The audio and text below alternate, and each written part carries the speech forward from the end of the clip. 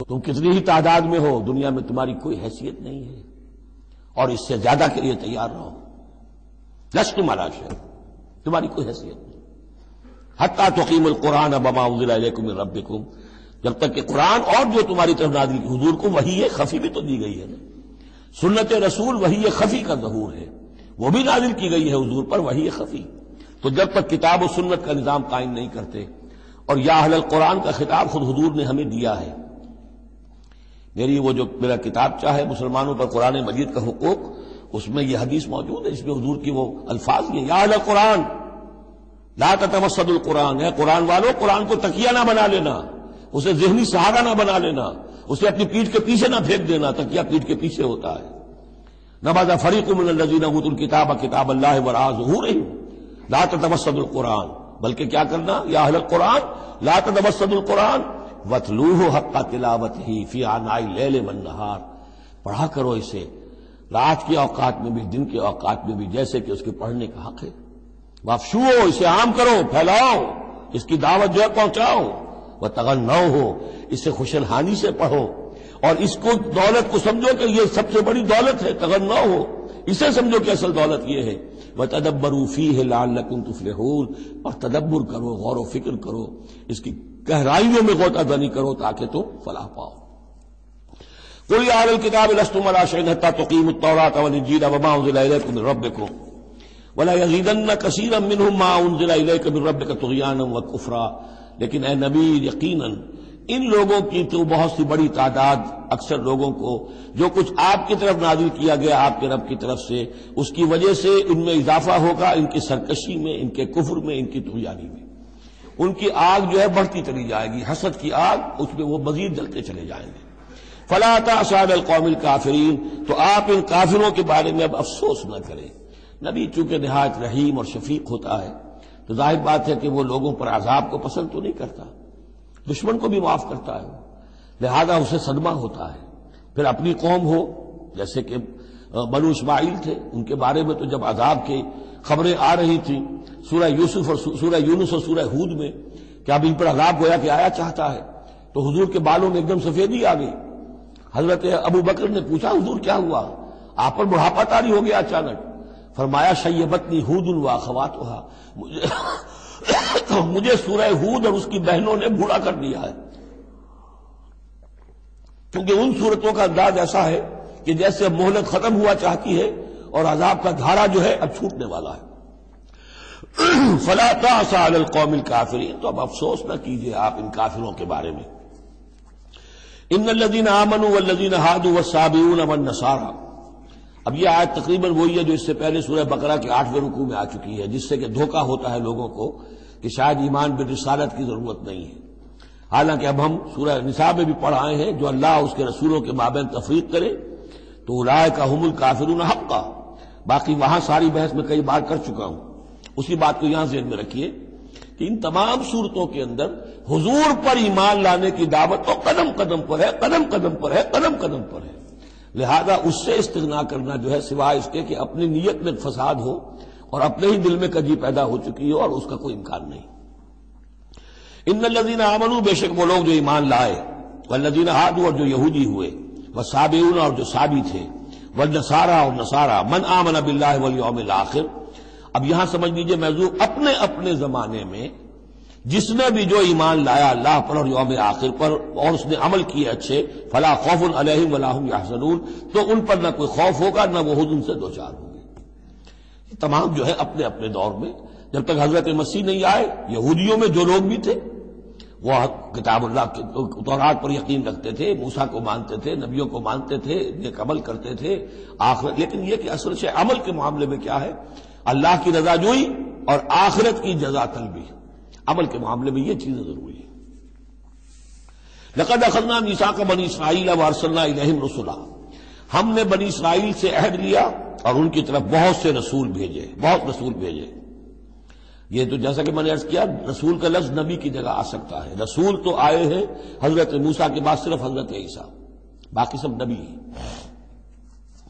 ہم نے بہت سے نبی بھیجے، کلما جاءہم رسول بما لا تہوی انفسہم، جب بھی کبھی ان کے پاس کوئی نبی یا رسول آیا وہ چیز لے کر جو ان کے جیوں کو نہیں بھائی، پسند نہ آئی، فریقاً کذبوا، ایک جماعت کو تو انہوں نے صرف جھٹلانے پر اکتفا کی، وہ فریقاً یقتلون، اور کچھ لوگوں کو وہ قتل بھی کرتے رہے۔ وحسبوا اللہ تکون فتنۃ، اور انہوں نے سمجھا کہ اس پر کوئی پکڑ نہیں آئے گی، کوئی عقوبت نہیں ہوگی، ہم پر کوئی سرزنش نہیں ہوگی۔ فعموا وصموا، تو وہ بہرے بھی ہو گئے، اندھے بھی ہو گئے۔ ثم تاب اللہ علیہم، اللہ نے بھی فوراً نہیں پکڑا، انہیں مہلت دی، ان کو توبہ کی جو ہے وہ مہلت دی، موقع دیا۔ ثم عموا وصموا، نتیجہ یہ ہوا کہ وہ اور اندھے ہو گئے اور بہرے ہو گئے، بڑھتے چلے گئے۔ ثم عموا وصموا کثیر منہم، ان میں سے بہت سے، واللہ بصیر بما یعملون، اور جو کچھ یہ کر رہے ہیں اللہ اسے دیکھ رہا ہے۔ لقد کفر الذین قالوا ان اللہ هو المسیح ابن مریم، وہی بات جو اس سے پہلے آ چکی ہے سورہ نساء میں۔ یقیناً کفر کیا ان لوگوں نے جنہوں نے کہا کہ اللہ ہی ہے مسیح ابن مریم، یعنی اللہ ہی نے یہ لبادہ اوڑھ لیا ہے مسیح کی شخصیت کا۔ وقال المسیح، جبکہ مسیح نے تو یہ کہا تھا یا بنی اسرائیل، اے بنی اسرائیل، اے یعقوب کی اولاد، اعبدوا اللہ ربی و ربکم، بندگی اور پرستش کرو اللہ کی جو میرا بھی رب ہے تمہارا بھی رب ہے۔ انہ من یشرک باللہ فقد حرم اللہ علیہ الجنہ، یقیناً جو اللہ کے ساتھ شرک کرے گا اللہ نے اس پر جنت کو حرام کر دیا ہے۔ ومأواہ النار، اور اس کا ٹھکانہ آگ ہے۔ وما للظالمین من انصار، اور ظالموں کے لیے کوئی مددگار نہیں ہوں گے۔ لقد کفر الذین قالوا ان اللہ ثالث ثلاثہ، اب یہ دوسری شکل تھی۔ ایک تو یہ کہ گاڈ انکارنیٹ، جیکوبائٹس جو ہیں ان کا تو عقیدہ یہ تھا کہ یہ اللہ ہی نے یہ روپ دھار لیا ہے عیسیٰ کی شکل میں۔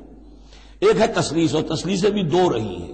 ابتدا میں تثلیث یہ تھی کہ اللہ، پھر حضرت مریم، God is father, God is mother, and God the son, God the father, God the mother, God the son. یہ تثلیث اصل میں مصر میں موجود تھی پہلے سے، فرعون کے زمانے سے چلی آ رہی تھی۔ اسی تثلیث کے اندر ڈھال دیا انہوں نے عیسائیت کو، تاکہ وہ آسانی سے مصر کے لوگ عیسائیت قبول کر لیں۔